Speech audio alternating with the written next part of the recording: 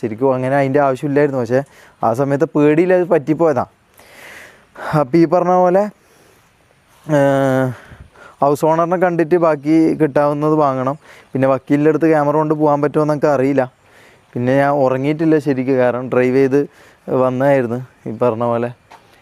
അപ്പോൾ ഒരിക്കലും ചിന്തിച്ചില്ല ഗൈസ്, ഈ വീട് എടുക്കുമ്പോൾ ഈ പറഞ്ഞ പോലെ എന്താ പെട്ടെന്ന് ഒയ്യേണ്ട വരും, ഒരു മാസം പോലും തയ്ച്ച് നിൽക്കാൻ പറ്റൂല എന്നൊന്നും ചിന്തിച്ചിട്ടില്ല. മനസ്സിലായോ? അങ്ങനെയാണ് ജീവിതം എന്ന് പറഞ്ഞാൽ. അങ്ങനെയാണ്, നമ്മളൊന്ന് ചിന്തിക്കും, അല്ല വേറൊന്ന് വിധിക്കും. അത് നമുക്ക് പറഞ്ഞിട്ട് കാര്യമില്ല.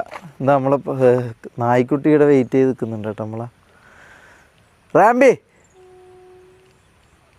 Come on come on. നമുക്ക് അതിൻ്റെ അടുത്തേക്ക് പോയി നോക്കാം. പാവം അതിന് എത്ര കണ്ടിട്ട് അറിയോ? അയ്യോ